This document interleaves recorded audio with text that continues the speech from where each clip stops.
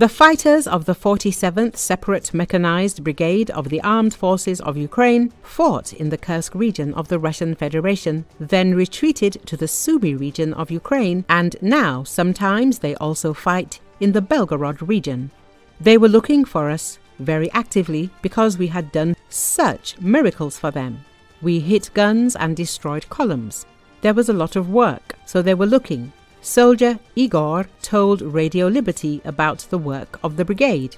Right now we are mostly conducting assaults. We are helping our guys to go further into the Belgorod region, added his brother-in-arms, Vladislav. The fighters said they left the Kursk region because it was no longer possible to remain there. Our cannon was destroyed, and so we had to leave there. And then they were supposed to install another cannon, but the authorities said that was it. We were looking for a place on our territory. Vladislav recalls. The military said that there was only one road leading to Ukrainian military positions in the Kursk region. Russian troops took control of it with drones. Any attempt to deliver ammunition, water, food or reinforcements turned into a game of death. They simply took control of the road and that's it. And they simply destroyed everyone who passed by. Those who managed to get through and those who didn't, they immediately burned there, said the Ukrainian defender. Nevertheless, the operation in the Kursk region, according to the Ukrainian military, was successful. The participation of DPRK soldiers in the battles was especially memorable.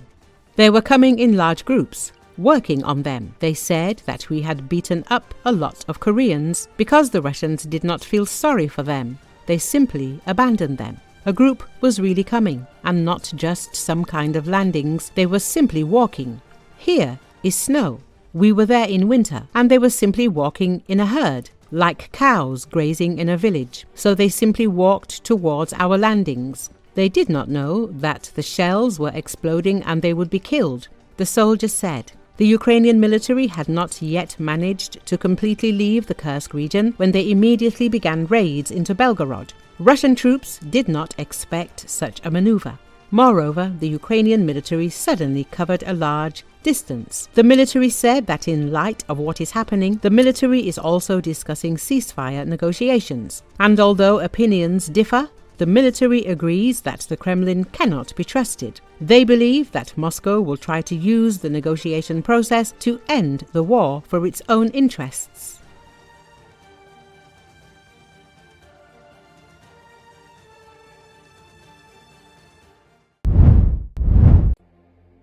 Ukraine's Defense Minister Rustem Umerov told reporters on Friday that his team and the Russian delegation had agreed to the exchange of 1,000 captives each.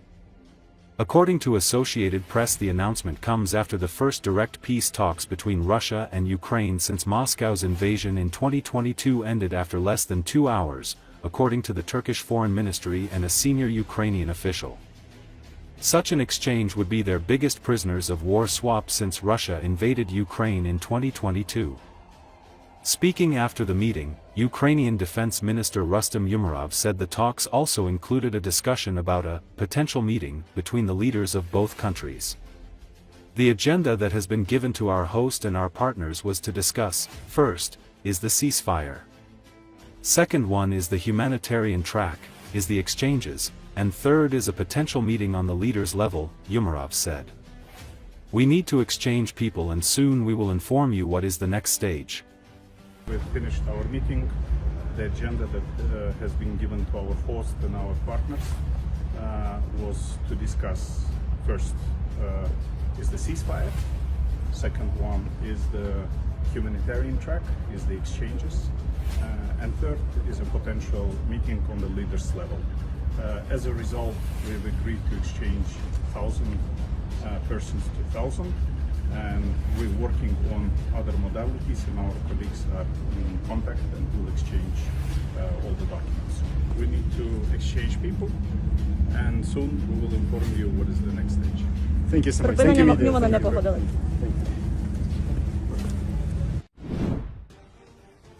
The enemy, which is located within the territory of Ukraine, is experiencing an aging of the contingent. The age indicator has increased.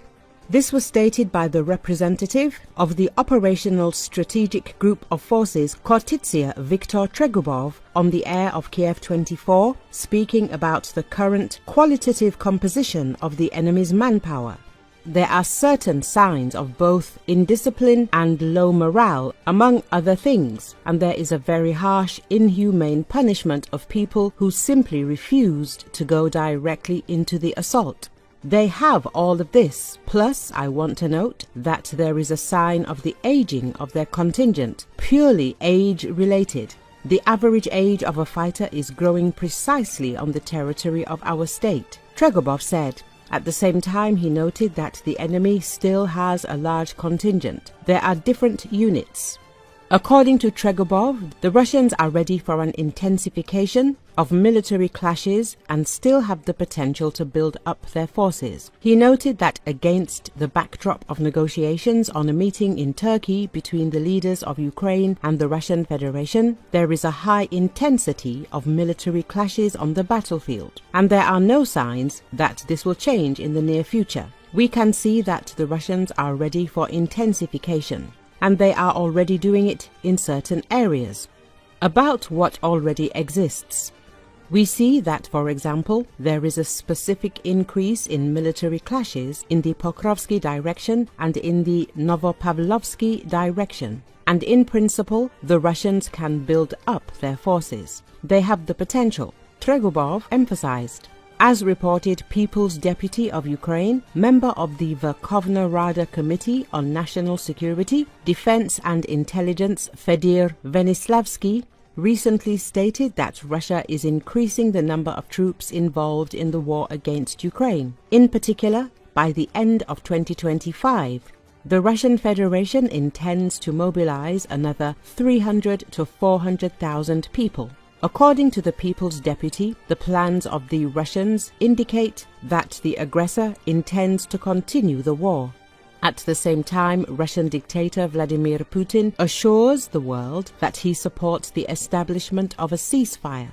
According to the Wall Street Journal, US President Donald Trump has complained to his advisors in private conversations in recent weeks that the Russian leader does not want to end the war against Ukraine. He also expressed surprise at some of Putin's military actions, including the bombing of areas where children are located.